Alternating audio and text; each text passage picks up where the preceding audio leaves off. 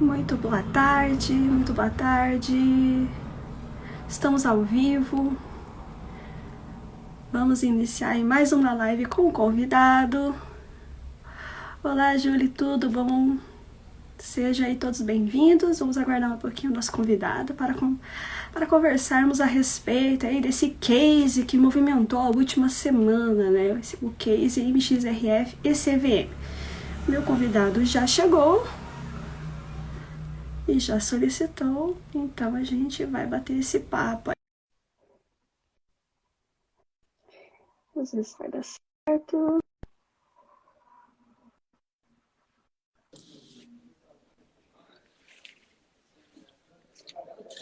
Olá, tudo bem? Me ouvem aqui? Olá, Ronaldo, tudo bom com você? Tudo Creio que ótimo. essa última semana esteja bem movimentado, né? Com certeza. Acho que para todo mundo aqui no mercado de fundos imobiliários foi uma semana bem corrida, né? Você já é quase sócio aqui também, né? Já Pô, é essa verdade, né? participação. Quase sócio do perfil já.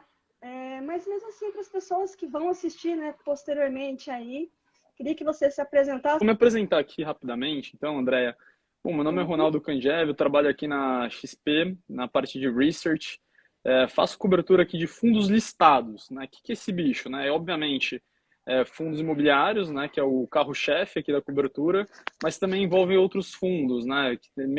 Mais tímidos ou que ainda não são tão populares, como os FIAGROS, os FIPEs, né? Que são os famosos FIPEs de infraestruturas que tiveram uma certa popularidade cerca de um ano e meio atrás, e aí acabaram meio que saindo um pouco do radar, mas que também fazem parte da nossa cobertura, né?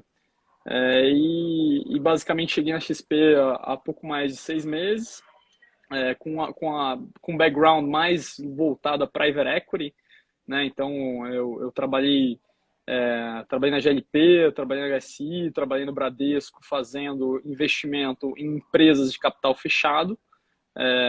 E aí trazer um pouquinho desse mundo, né? Quem geralmente faz esse tipo de investimento é geralmente investidor institucional, né? E aí eu vim para o mundo de varejo, vim nesse foguete que é a XP, justamente para falar, pô, cara, cansei desse mundo aí de comitê de investimento para investidor estrangeiro. Cara, eu quero fazer uma coisa para investidor em varejo. E basicamente foi quando eu mudei a chave aqui e falei, cara, agora é hora de embarcar nessa jornada de transformação do mercado financeiro.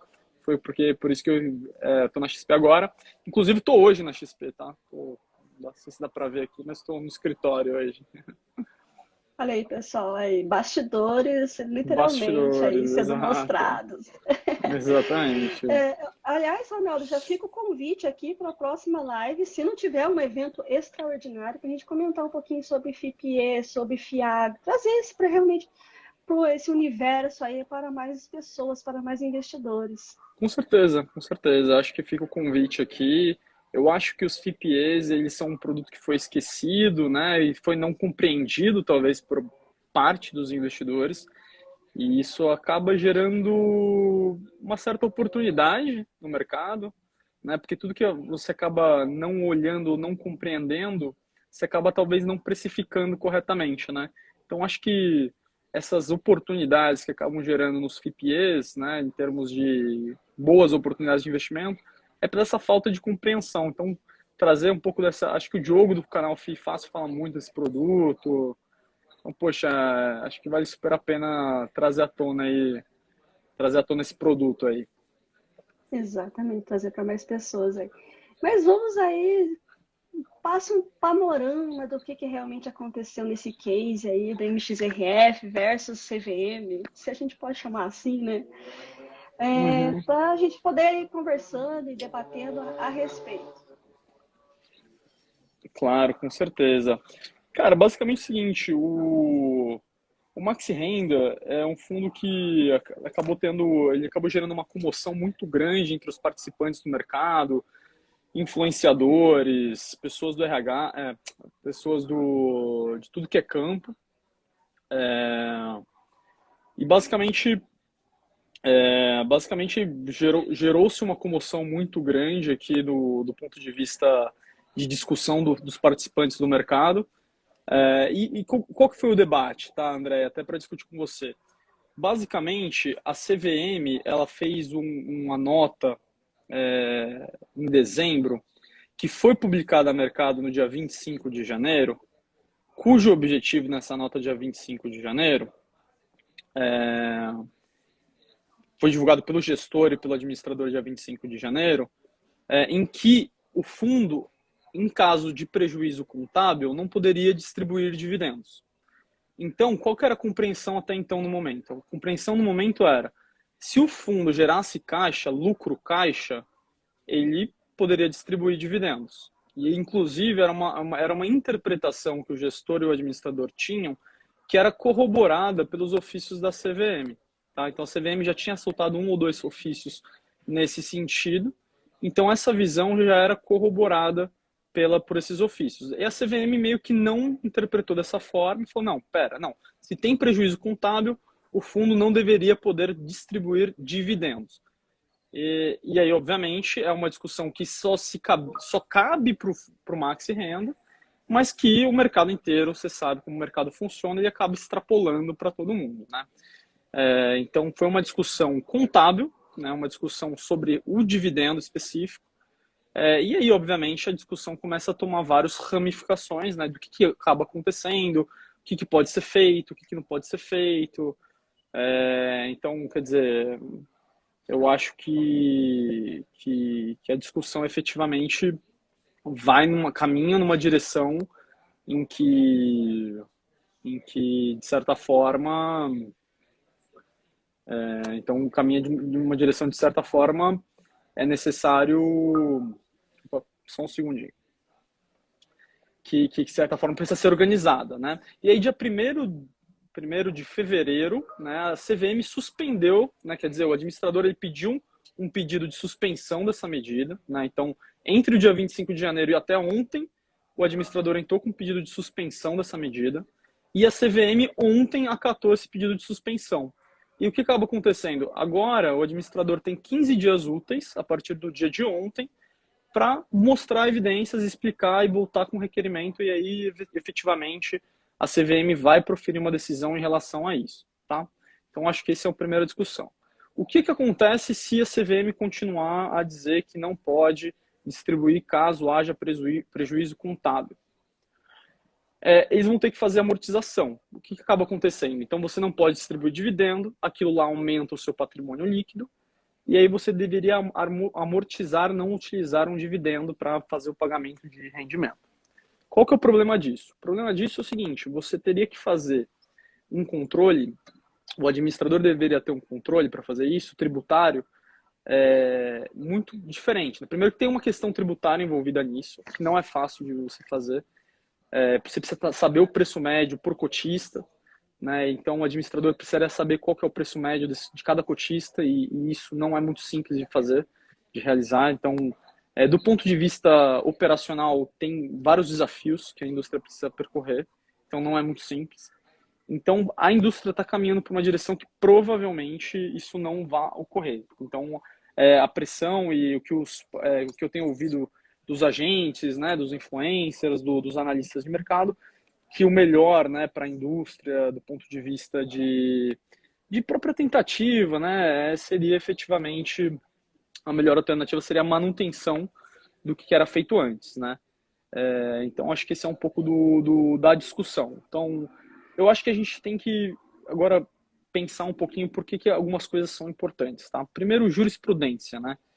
Essa primeira discussão. O que acontece com o Maxi Renda é muito importante, porque acaba tendo uma jurisprudência para os demais fundos.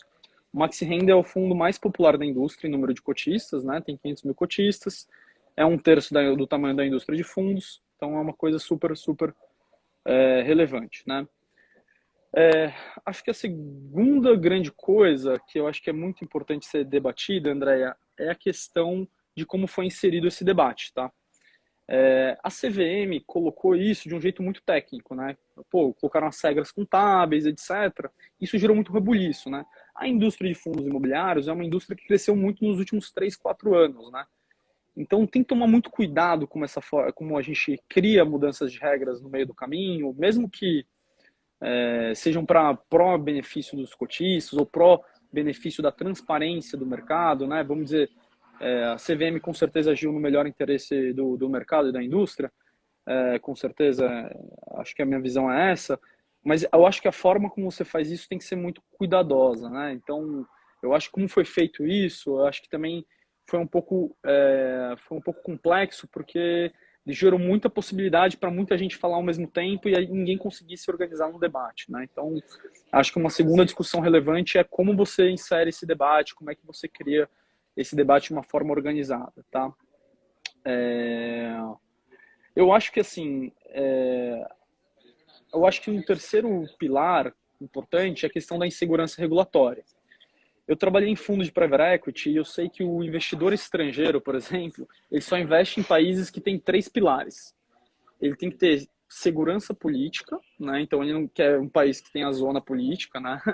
Ele tem que ter segurança econômica e ele tem que ter segurança regulatória, né? Então se você muda muito a regra do jogo, você acaba criando um problemaço, né? Então eu acho que obviamente, as modernizações regulatórias, elas são essenciais para o desenvolvimento do mercado de capitais. E eu acho que isso vai nessa direção. Mas, às vezes, a forma como você coloca, às vezes, para algumas pessoas, pode soar como, talvez, uma insegurança, né? Então, você acaba balançando um pouco desse pilar. Então, tem que ser um ponto que tem que tomar um cuidado especial também quando você fala disso. Né? Então, acho que a gente pode falar de outras coisas interessantes também, mas eu queria só fazer esse apanhadão primeiro, inicial, para tentar inserir um pouco do que foi o problema e separar um pouco dessas discussões. Então, vamos lá. Agora vai minha posição aí, Eu queria ouvir. Técnica. Um pouco técnica, que daí eu resgato a parte contábil, e a parte jurídica, que daí eu trago também a minha parte jurídica da história, né? Por conta de eu ser advogada e contadora. Então, o que acontece, né? Primeiramente, vamos voltar um pouquinho lá em 1993, na Lei 8668. A famosa 8668. A famosa 8668. No que ela traz a regulamentação dos fundos imobiliários.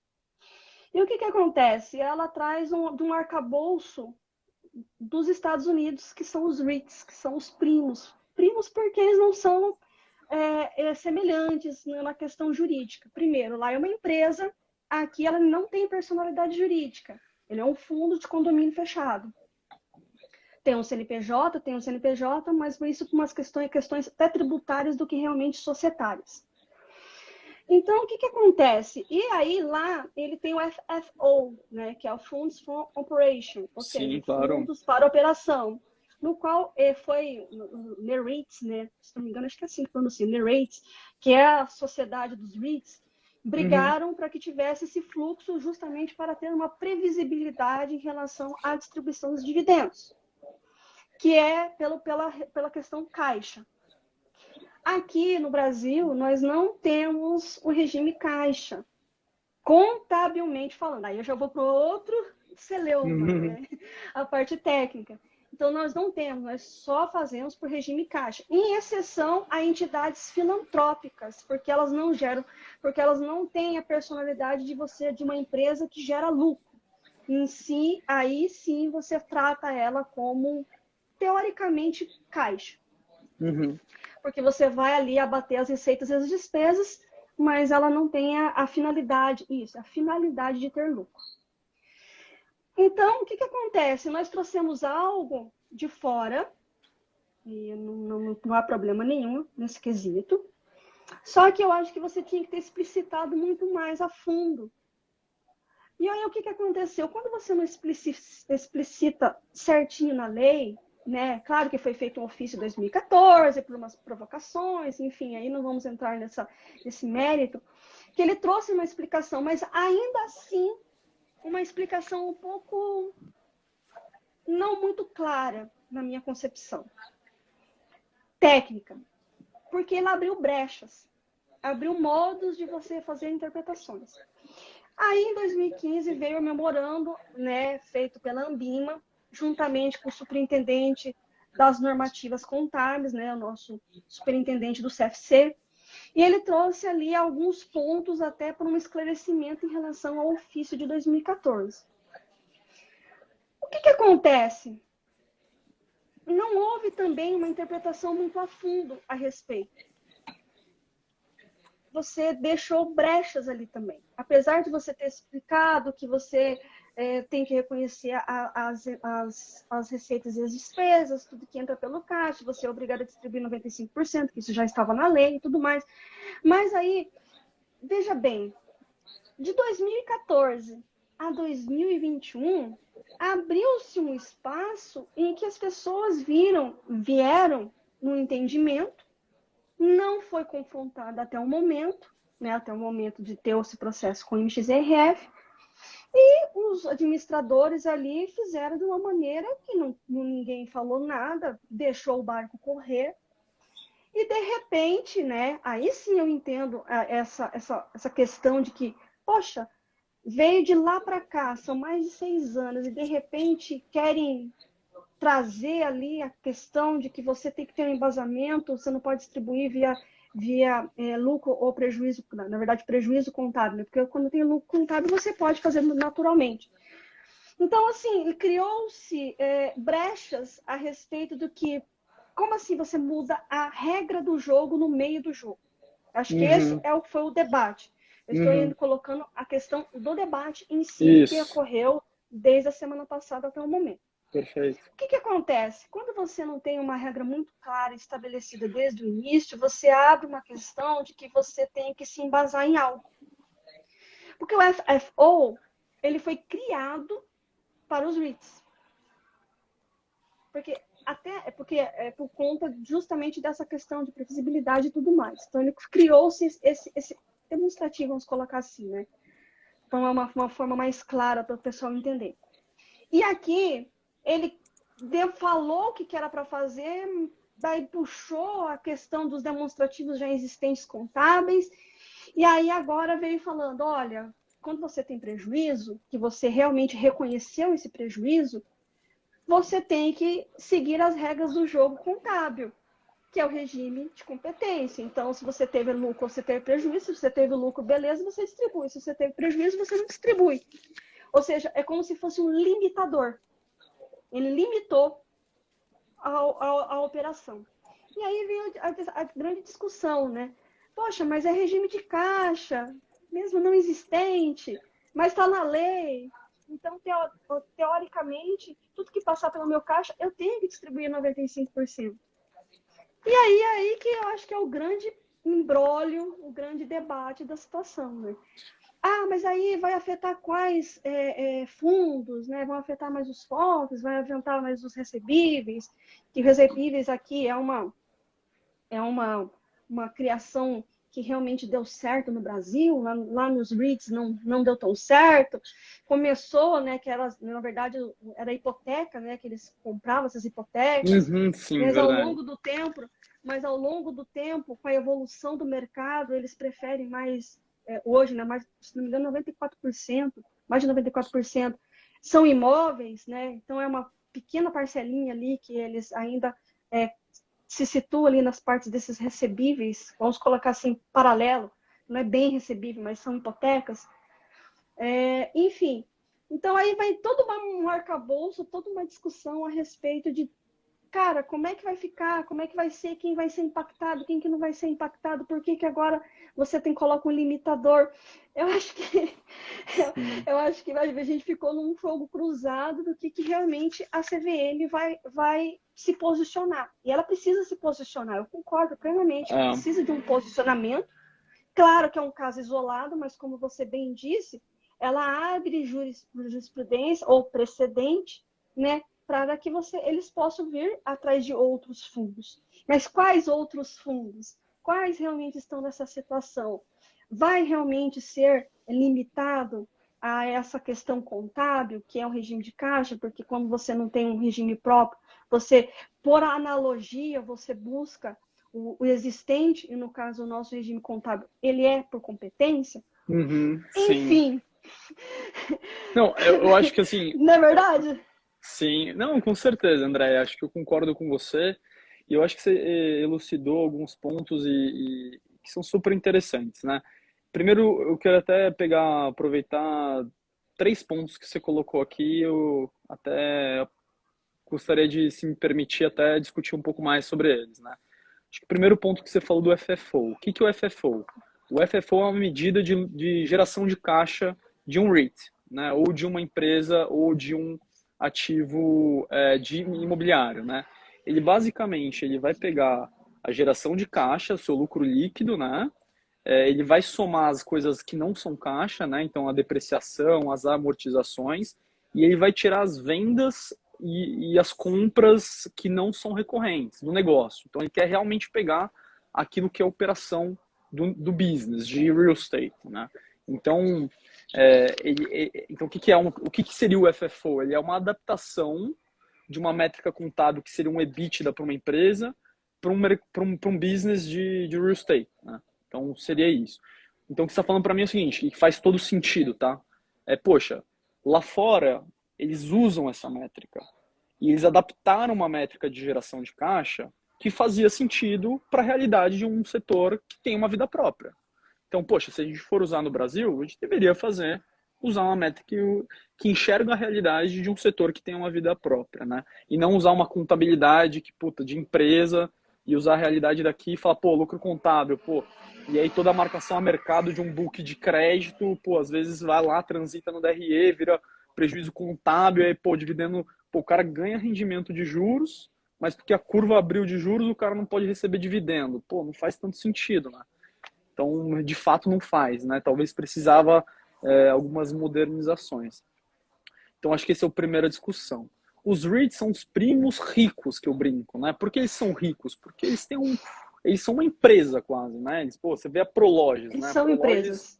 Eles são empresas, efetivamente. A Prologis é uma empresa, né? A Prologis hoje é uma empresa de galpão que é um REIT. Ele tem um board, tem directors, enfim, você tem uma série de detalhes ali que os tornam muito parecido com o que é uma LOGCP hoje na Bolsa Brasileira, que é uma ação listada, né? Então, dadas as devidas proporções de tamanho e, obviamente, natureza e mercados, são empresas muito parecidas, né? Em termos de desenvolvedoras de galpão logístico, nos seus mercados de atuação, têm uma presença muito forte, etc. Então, assim, de novo, eu acho que, de fato, a discussão do regulador de olhar para as coisas do passado e modernizar é super válida, é super legítima e, assim, a gente tem que ir nessa direção. E eu acho que também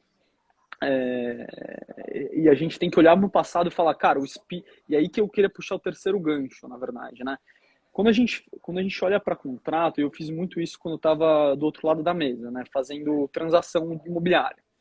Quando você lê um contrato antigo, você tem que lembrar sempre e saber separar o que é a redação jurídica e qual que era o espírito da cláusula. O que quer dizer isso? Pô, quando eu escrevi aquilo, o que eu queria dizer com aquilo? Então, pô, quando eu escrevi aquilo, eu queria fazer um mecanismo de justiça para A e B. Legal. O que você escreveu? Ah, eu escrevi Y. Pô, mas você escreveu outra coisa. Então, assim, o que eu quero dizer é só o seguinte. O espírito da legislação de fundos imobiliários ele é muito, muito simples, né? O acordo implícito entre os investidores e os gestores, ele é muito simples. Qual que é o acordo implícito, né? Olha, você vai investir aqui num ativo imobiliário, ele vai ter uma casca que é um fundo, tá certo? E aí ele vai receber um aluguelzinho todo mês. Olha, esse fundo ele vai ser precificado a mercado. Só que esse aluguelzinho no mês, você vai estar isento de R, de imposto. Beleza? Beleza. Ok. Ok. Beleza? Então, isso aqui eu acho que está tranquilo. Então, poxa, obviamente, se o mercado precificar mal esse tijolo para cima ou para baixo, se sua casa, teoricamente, cair de valor ou não cair, se está alugada, você não vai ganhar menos ou mais aluguel. Continua recebendo aluguel, você deveria continuar sendo isento de imposto, porque esse era o acordo lá atrás. Então, a regra não deveria mudar por conta disso, transitando ou não transitando na DRE. Então, acho que essa é a primeira discussão. A regra está ali. Quando você vai para fundos de papel, do ponto de vista estritamente da regra, é mais complicado. Por que é complicado? Porque cada administrador faz uma marcação diferente. E alguns fundos de papel, o cara fez a emissão sozinho. Então não tem uma marcação a mercado que fala assim, puta, papel vale tanto. Então o administrador, na marcação a mercado, tem algum nível de discricionalidade. né? Então é mais complexo, existe mais arbitrariedade, é mais difícil, curva, não sei o quê. Então é um pouquinho mais difícil, é um bicho um pouquinho mais diferente. É diferente você falar assim, cara, eu tenho um galpão que é alugado para, sei lá, Nestlé. Esse galpão me dá 10 milhões de reais por mês e o valor lá, o dado dele é de 100 milhões de reais. Beleza, esses 10 milhões é isento. 100 milhões é o valor patrimonial. Se a cota está 80 ou está 120, ok, é o valor de mercado. Isso aqui é mais palatável para as pessoas entenderem. Quando você vai para a dívida, é um pouco mais difícil das pessoas entenderem e tem muito mais discricionalidade do administrador, pela qual o legislador, de certa forma, deveria olhar com mais detalhe também, com mais cuidado, ver que o cara está fazendo contabilmente, pô, ajustar as arestas. E muita gente está fazendo muito despadronizado. E a indústria, pô, dá para melhorar, gente. Pô, falar assim que não dá para sentar todo mundo numa sala, todos os gestores, falar assim, gente, vamos melhorar um pouquinho, vamos padronizar a forma como vocês divulgam o resultado, vamos melhorar essa transparência do mercado, vamos começar a fazer desse jeito. Ah, contabilmente, será que os administradores não podem seguir, pô, determinados parâmetros? Pô, eu acho que todo mundo ganha com isso. O investidor ganha porque vai ter mais transparência, a gente melhora, eleva a barra do mercado de capitais brasileiro, todo mundo ganha. Essa discussão é saudável. O que acaba acontecendo? A forma como a CVM trouxe, super saudável, super benéfica, eleva a barra. Só que no maior fundo, do jeito que foi feito, o medo e o pânico que gerou, o fundo caiu 10% na semana, ele acabou trazendo mais, talvez, insegurança, medo e, assim, muitas vozes falando ao mesmo tempo, de forma descoordenada. É a receita perfeita para aquela coisa do tipo, não sei o que está acontecendo, vou vender, né? E a nossa mensagem aqui é a mensagem da paz, assim, cara, calma, essa não é a hora de fazer grandes movimentos. A gente está no momento em que essa decisão foi suspensa, vai ter mais coisa acontecendo, é um debate ainda mais extenso, então acho que vale a pena olhar as cenas dos próximos capítulos. Não sei se você concorda, Deia. Vamos lá, vamos por pontos aí, né? Como você bem explicou como é que funciona a FFO, concordo, tranquilo, é assim mesmo. A questão dos fundos de tijolos, como você bem falou, subindo ou descendo, eu vou continuar recebendo, né, no caso da avaliação do imóvel, eu vou continuar recebendo um aluguel. Até porque o aluguel ele é reajustado por índice. Ou é o IGPM ou o IPCA, correto? Sim, Então, perfeito. ele é por índice. Então, a minha avaliação do meu imóvel, ele serve como um parâmetro. Então, o que ele vai fazer? Ele vai transitar por um demonstrativo que nós chamamos de demonstrativo de mutação patrimonial. Então, ele não deveria impactar em relação ao meu fluxo de caixa. Porque meu fluxo de caixa ele só vai ser impactado se eu tiver vacância ou não vacância. Caso contrário, a minha avaliação ela serve como um parâmetro para que caso eu venda aquele imóvel, aí sim eu vou saber exatamente quanto ele vale. Então, ele não deveria, ali dentro Perfeito. do meu lucro ou prejuízo, ele impactar. O que vai impactar é o fluxo de recebimento do meu aluguel. Então, eu acho que nos de tijolos deveria ser dessa forma. Sim. Como você bem disse em relação aos de recebíveis, ele é um pouco mais complexo mesmo. E ele é complexo iniciando até para os investidores entenderem a sua funcionalidade em relação à previsibilidade ou não previsibilidade do recebimento dos dividendos, no caso, rendimentos, né? Vamos colocar o termo correto aqui, né? Eles são rendimentos, ou seja, eles vêm através de renda, né? E dividendos é a divisão de um lucro de uma empresa, né? Então, os rendimentos, até mesmo os investidores, eles não compreendem exatamente porque um paga mais ou porque um paga menos, o que realmente acontece. Então, eu acho que, assim, perfeitamente que você colocou. Essa discussão veio à tona num caso concreto, que, por sinal, é um fundo de papel, em sua maioria. Então, o que eu acho que deveria realmente fazer? Eu concordo com você. Trazer uma audiência pública assim que o caso for transitado e julgado, porque ele ainda cabe uma reconsideração, ou seja, ainda cabe o último recurso, administrativo, a autarquia. Então, o que, que você faz? Você chama os gestores e administradores dos fundos de recebíveis e até mesmo, por que não, dos fundos de fundos, porque eles também são mais impactados por conta aí, né, da questão de que essa variação de preço, de cota, de quanto de você e impacta também no recebimento dos rendimentos de outros fundos, já que ele investe em outros fundos, e eles foram extremamente impactados ali nesses últimos meses, né, por conta aí do Sim, mercado. Então, eu acho que sentaria todos eles numa audiência pública e chegaria a um denominador comum para que haja uma padronização. Perfeito isso. É necessária essa padronização. É necessária essa evolução. sim, Mas, como você bem disse, o temor causado com a notícia da última semana fez com que as pessoas ficassem sem saber. Eu vou por um lado que está falando de um jeito, eu vou por outro. Até eu mesma não quis me posicionar no calor da emoção. Primeiro eu quis ler, entender, ouvir um lado, ouvir o outro, ver realmente o que estava acontecendo. sim, Para aí sim vir, né? Eu fiz até um podcast com os meninos do FITAL, na mesma linha do que eu estou falando com você. Porque assim, é interessante a evolução do mercado. Com certeza, né? Ele começou como fundos de tijolos e foi, ao longo do tempo, evoluindo. Chegou no momento que precisa se sentar e realmente ver o que sim, pode ser feito para que se mostre com mais transparência, objetividade, clareza, não só para o mercado, mas para eles mesmos. sim, sim, sem Que dúvida. chegue no denominador comum. Essa é a minha visão a respeito, principalmente desses segmentos que com certeza são impactados. São, porque é por conta da complexidade existente.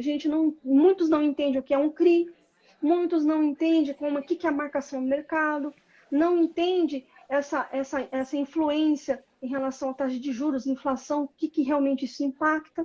Então, é necessário uma discussão com a CVM, os E gestores e mais os ampla, né? administradores Acho que você desse falou segmento, muito bem, mais né? ampla. Talvez ouvir mais pessoas, e é isso que você falou, foi perfeito, né? Audiência pública, né? Pegar, acolher opiniões, porque no fim do dia, que nem, por exemplo, né? A alternativa da amortização é uma alternativa que tem muitas dores, né?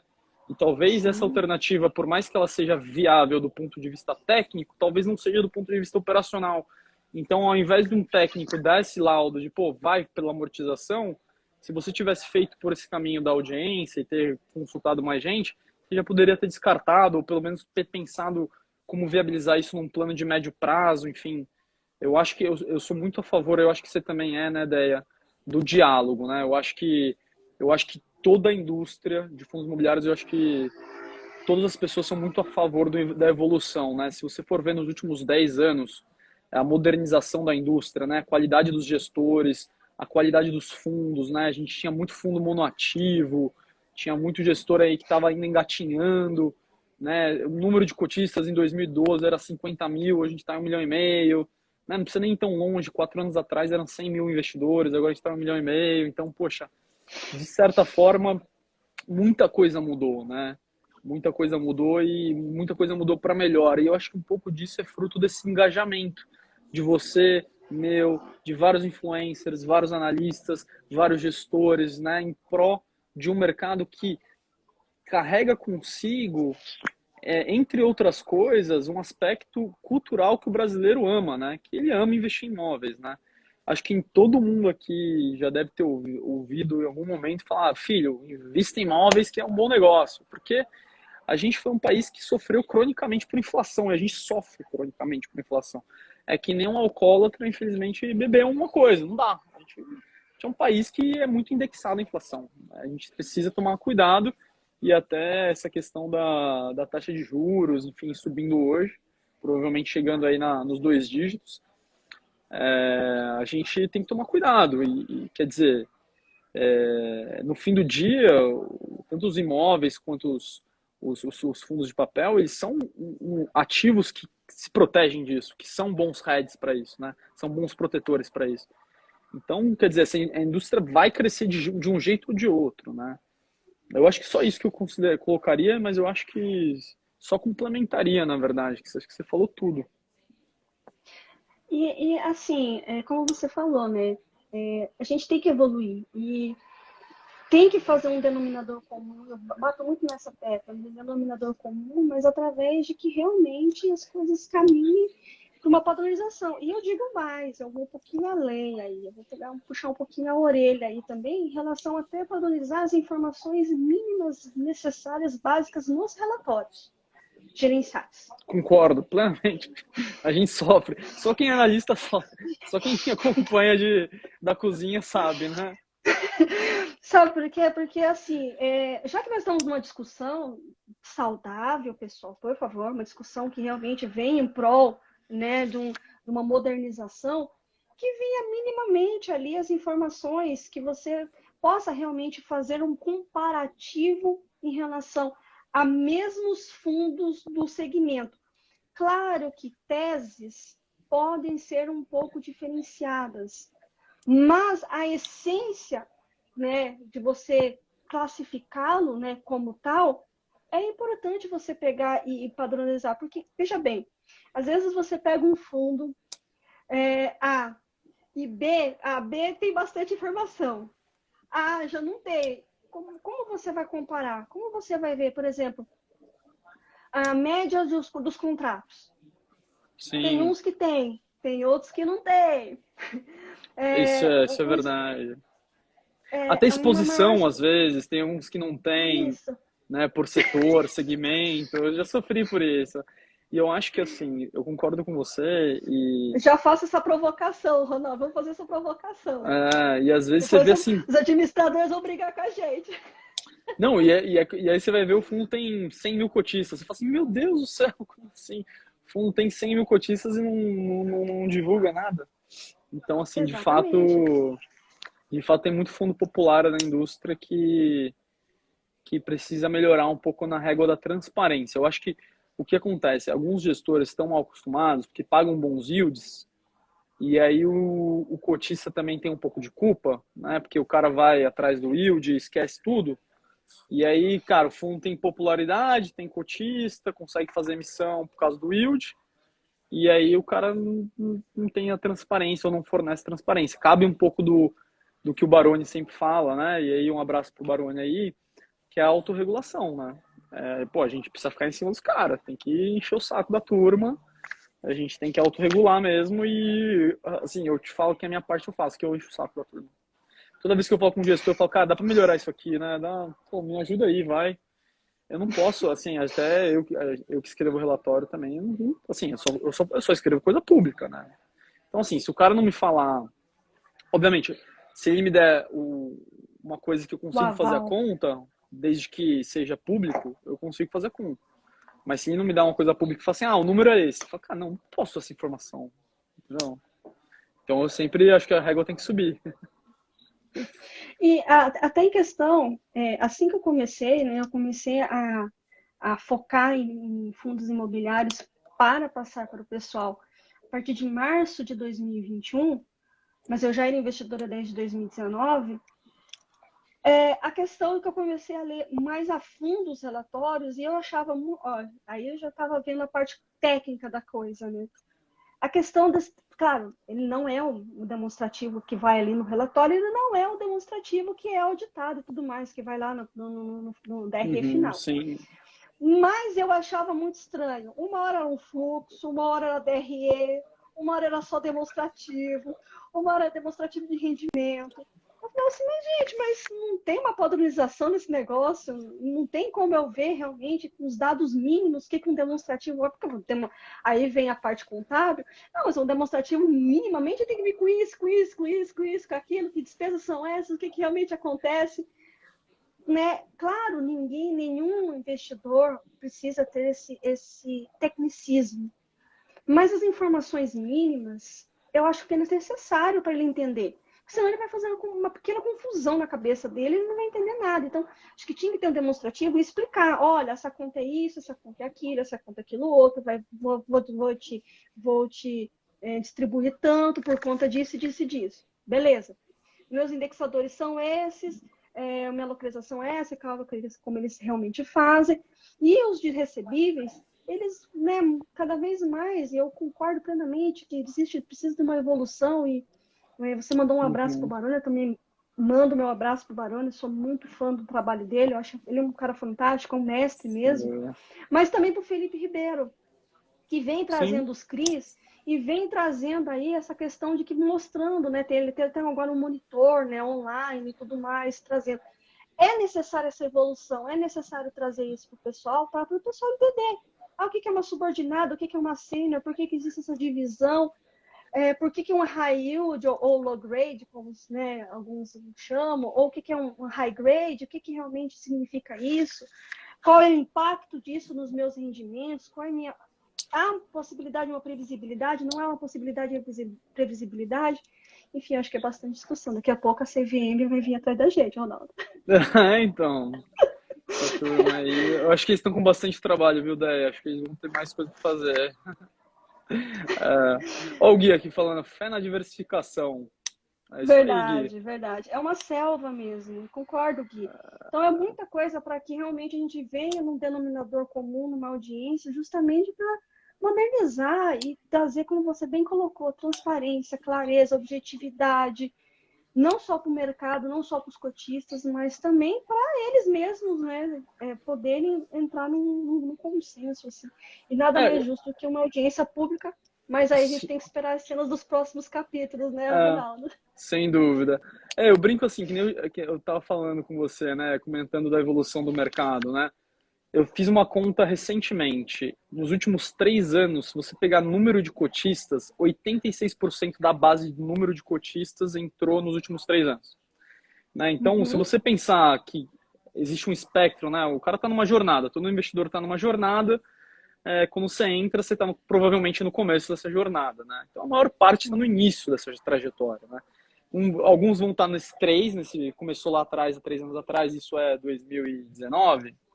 Outros vão estar em Sim, 2020, 2021. sim. Então, assim, tá todo mundo muito no começo. Então, assim, eu acho que esse nivelamento ele vai acontecer. A indústria ela Uhum. vai, de alguma forma, eu acho que ela vai precisar também enxugar. Eu acho que a gente tem muito fundo também. Até para quem faz análise é meio caótico, assim, ter tanto fundo, assim. Pô, é muito fundo, Verdade. cara. Tem gente que me Eu pergunta, não, pô, não e tem como você o conhecer todo mundo. MYZ, YZ? Pô, cara, não sei. Não sei. Assim, eu conheço, sei lá, bem 100 fundos, né? Aham.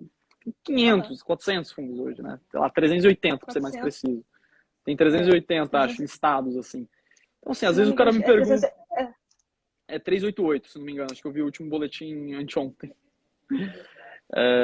E assim, se isso escalonar para 500, 600, 700, não tem equipe de análise de 2, 3 pessoas que comporte. Não dá para fazer uma análise bem feita de 500 fundos. Né? Tava até discutindo isso com ele. Não dá. Assim, valuation, modelo, uma coisa bem feita é difícil. Então, assim, o mercado ele também precisa amadurecer, né? Você tem muito menos REITs, por exemplo. Por quê? Porque eles são muito maiores. Né? Tem muitos fatos relevantes aqui que são para fundos imobiliários aqui no Brasil que lá fora eles nem falam. Puta, renovação de contrato. Lá eles nem falam que é fato relevante. É tipo business as usual, entendeu? É tipo coisas normais dos negócios que acontecem. Renovou. So what? Entendeu? Aqui não, aqui é um fato relevante. Né? Então, assim, eu acho que Outro assim. ponto também. Outro ponto também. Uh, É os, questão os, assim de que é fato relevante, que realmente isso vai impactar, né, no mercado, sim, né? exatamente. Então, Poderia ser assim, só um comunicado. exatamente, podia ser como um comunicado. Eu acho que assim, o mercado ele vai precisar passar por algumas maturidades, o investidor vai precisar maturar, o gestor também. E eu acho que o investidor vai ser nesse processo que você falou de entendimento do produto e vai vir uma coisa nova, né? Tá vindo produto ser tipado, Fiagro ser tipado, vai vir coisa ser tipada, vai ter coisa nova no pipeline vindo e a gente vai ter que lidar com isso. E eu acho que do lado do gestor vai ter que ter um pouco de, no mínimo, alguns M&As, alguma coisa vai precisar, no mínimo, essa oferta ficar um pouco mais restrita. As coisas vão precisar ter um pouco mais de consolidação. Não acho que é sustentável você ter uma porrada de pequenininhas, entendeu? Eu acho que tem um investidor que eu gosto bastante que chama Howard Marks, né? Ele falava o seguinte, ele começou em 1980, 1970 no Citibank. Ele falou, cara, quando eu comecei tinham mais ou menos 100 hedge funds, né, que eram fundos de investimento, e tinham 100 gênios que lideravam esses fundos, né, esses hedge funds, esses fundos. E em 2000 e poucos, né, tinham 10 mil hedge funds, só que ele não achava que tinham 10 mil gênios, né? Então, é mais ou menos na indústria de fundos imobiliários, assim, olha, antigamente você tinha lá o Prosperitas, HSI, RBR, começaram lá a VBI, começou os primórdios, esses caras com certeza sabem o que estão fazendo. Eu não acho que se multiplicar por 500 na indústria de fundos imobiliários, não acho que 500 vão ter 500 HSIs, 500 VBIs, 500 RBRs, 500, entendeu? Não acho que você consegue multiplicar o capital humano nessa mesma velocidade que se consegue multiplicar as gestoras. Não é paleteria mexicana para conseguir Que por fazer sinal não deu isso. certo, né? Exato, implodiu. Então, assim, acho que também tem essa maturidade aí, né? Mas aí já é um pouco mais de devaneio, né? De conversa de bar. Não, mas a gente está aqui num bate-papo super informal e eu acho que é importante Sim, essa informalidade justamente para trazer também a tranquilidade, mas levantar pontos importantes que é necessário para a evolução. Tanto eu quanto você, o que mais nós queremos é que evolua, mas evolua de uma maneira sustentável também, né? Como sim, a gente total. acha. Total, 100%. É isso, do meu Tem lado uma, é isso, Déia. Agora, em tem uma relação ao seu... pergunta aqui. Ah, pode falar. Não, Não, antes da não, pergunta, não, pode passar a sua pergunta. não, pode fazer a pergunta aqui. Peraí, deixa eu colocar aqui para nós. A Cláudia, ela pergunta assim, qual o maior risco que o cotista do MXRF corre hoje? Passo a bola primeiro para você, depois eu teço as minhas considerações. Então, assim, vamos lá. O gestor indicou que o fundo não tem prejuízos acumulados, né? Ele teve prejuízos contábeis em operações de CRI lá atrasado, lá no passado, que ele tinha algumas operações de CRI estressadas. E aí ele no momento em que ele alienou, né, o que vendeu as operações, esses CRIs estressados, ele contabilizou prejuízos contábeis. No momento, ele não tem prejuízos acumulados, né? Tanto que também, quando ele divulgou o dividendo dele, não aconteceu nada. E aí, dia primeiro aí suspendeu.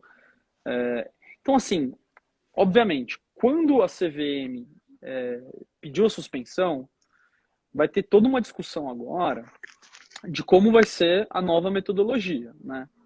Pode ser que a CVM interprete que, de fato, o MXRF só poderá distribuir rendimentos, né, como a Débora bem colocou, em momentos em que ele tenha lucro contábil. Então, em momentos de mercado em que você tiver prejuízo contábil efetivamente, né, e aí tem várias situações que podem acontecer isso, seja uma marcação negativa do papel, algumas coisas nesse sentido, você pode, como cotista, não conseguir receber o rendimento via lucro caixa, né? E aí, como o gestor conciliaria isso? Né? Como é que ele te pagaria na prática?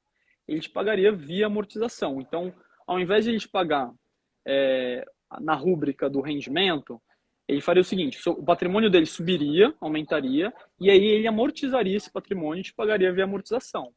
Só que para viabilizar isso, tem um aspecto operacional por parte do administrador, no caso do Maxi Renda, do BTG Pactual, que ele precisa viabilizar isso. E tem um aspecto tributário que hoje ele não consegue fazer, que é basicamente ele precisa ter o preço médio dos cotistas para conseguir fazer o recolhimento de imposto pela Receita. Então, existe algumas questões que precisam ser resolvidas para conseguir operacionalizar.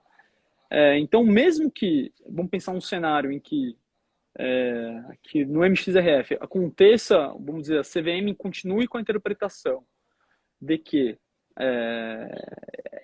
o MXRF não pode distribuir rendimentos em ambiente de prejuízo contábil, existe uma via em que ele pode distribuir efetivamente dinheiro para o cotista. Né? Então, existe uma via. Talvez menor, por efeito tributário, alguma questão sim, talvez menor. Né? A gente não sabe mensurar o quanto ainda, mas talvez menor. Mas a gente também, enfim, ainda haverá decisão em relação a isso. Qual que é a nossa recomendação enquanto caso? A nossa recomendação é A gente tem 15 dias úteis para ouvir, né, e para, enfim, para entender qual que vai ser a decisão final da CVM. E a gente acha que o melhor agora é esperar, né? A gente acha que o que foi feito até agora pelo MXRF foi em linha com os ofícios da CVM. A gente acha que ele agiu de acordo com o que a CVM havia publicado de ofícios, né? E de acordo com a 8668, que fala lucro caixa. Então a gente acha que ali foi bem na regra do jogo. E hoje ele não tem prejuízo contábil acumulado. Então a gente não tá tão, a gente não acha que tem que fazer nada agora. Agora é a hora de esperar e esperar qual que vai ser a decisão. E também entender quanto isso vai pegar para os outros fundos, respingar para os próximos fundos. Acho que é isso. Compartilho dessa sua visão a respeito de que é necessário ter calma, aguardar, não é uma decisão definitiva, não sabemos realmente o que a CVM irá fazer, e caso ela faça algo, ela com certeza, creio que venha a público via ofício, venha realmente mostrar o que vai ser feito em relação não só ao MXRF, mas aos outros. Os outros que também se enquadrem no mesmo caso do MXRF, como você bem disse, no fato relevante, ele traz que ele já teve lucro, apesar de ainda não ser auditado esse último demonstrativo. Então, também precisa-se que seja, né, porque está dentro do prazo de divulgação, ele com certeza, o MXRF virá com o demonstrativo auditado e mostrará que realmente teve lucro, e se teve lucro, vida que segue, caso a CVM entenda e audite também esse demonstrativo e fale, não, realmente vocês têm lucro, então não muda nada. E caso vocês tenham prejuízo, aí sim ela tem que vir a público e dizer, é amortização? Então, beleza. Então, como é que vai ser feita essa amortização? Como você bem colocou, para o fundo é muito difícil, porque você não tem acesso a saber de todos os 488 mil, qual é o preço médio de cada um deles. Então, para o fundo, essa parte fica um pouco complexa de fazer. E para o cotista, como a amortização nada mais é do que uma devolução do capital, é como se ele estivesse devolvendo uma fatia do capital para o cotista, o que acontece? Vai diminuir o seu preço médio. Então, quando você vender, caso você venda daqui a 6 meses, daqui a 1 ano, o teu preço médio ele tenha diminuído, então você, consequentemente, vai acabar aí tendo um ganho de capital em relação ao valor da cota no momento. Só se você vender com prejuízo, né? Mas se você vender, mas se o seu preço médio estiver menor do que o preço da cotação no dia que você se desfazer da cota, você vai ter um ganho de capital. Então, basicamente seria isso. Mas no momento, calma, aguarde, tudo pode acontecer. Estamos no Brasil. Exatamente. É isso aí, Déia. Agradeço muito esse call. Sempre um prazer falar com você, sempre muito descontraída a conversa. Parabéns pelo trabalho que você está fazendo. Trabalho excelente, excepcional. Conte comigo para mais lives, para discutir mais coisas. Ops. Essa live particularmente era uma live que era para falar de outra coisa, Fiagro, né? E a gente meio que mudou. Mas conte comigo para as próximas também, tá bom? Tranquilo, peraí, deixa eu tirar aqui. Pronto. Não, com certeza, você já é sócio aqui do perfil. Com certeza a gente vai fazer outras lives. Pretendo aí também trazer lives no meu canal no YouTube. Então, já de antemão, já faço aí o convite para a gente também bater um papo lá. Só estou ajustando ali o canal e ajeitando a casa, como se diz, para a gente começar a fazer lá também. E sempre maravilhoso aí conversar contigo, trazer o posicionamento, sempre muito imparcial, acho que isso é muito importante, trazendo a realidade, os fatos como eles são, né? E é sempre muito bom conversar contigo e com certeza aí faremos mais bate-papos a respeito aí, não só do MXRF, mas desses outros fundos aí que estão esquecidos e outros que estão surgindo, né? Hoje mesmo, né, teve o IPO, né, de mais um Fiagro. Então aí temos muita coisa ainda para conversar a respeito e fomentar esse mercado. Né? Não é verdade, Sim. Ronaldo? E, mais uma vez, muito obrigada aí por você ter Obrigado aceito você. meu convite. Valeu. Obrigado você, Tchau. Dé. Tchau. Tchau, pessoal. Valeu, Obrigada. gente. Abraço. Tchau.